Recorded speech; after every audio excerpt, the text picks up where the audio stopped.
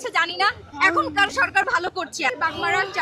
Bagmara 4-এর MP, ওনার husband, উনি 2 বছর ধরে কারা নির্যাতিত এমপি। তো তার মনের মধ্যে তো একটা খারাপ লাগা কষ্ট থাকবে। সে 7 মাসের এমপি হয়েছে, কিন্তু 2 বছর ধরে কারা নির্যাতিত, 4টা জেল, রাজশাহী জেল, আপনার দিনাজপুর জেল, কাশিমপুর, এভাবেই তাকে বারবার করে একটার পর একটা কেন্দ্রীয় কারাগার তাকে মানে বদলি করা হচ্ছে। তো এইভাবে আমার মন ভালো নেই।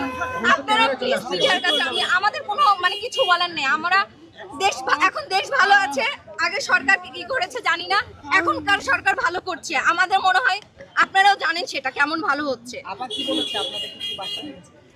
অবশ্যই ভালো কিছু হবে। আপনারা যেমন ভালো আছেন, আমরা ভালো আছি, আমাদের ভালো থাকা মানে আমরা একজন কর্মী, আমরা রাজনৈতিকভাবে আমাদের পরিচয়